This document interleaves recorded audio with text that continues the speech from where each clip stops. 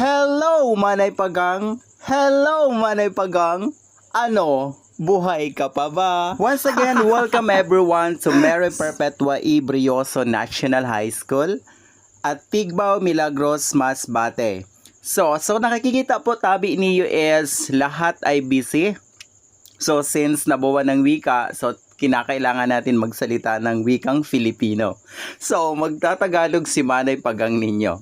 So kung nakikita niyo nga ni is very busy ang lahat. So nandyan, nagasalidang. You know what is salidang? So kunting trivia lang sa salidang. That is made of coconut.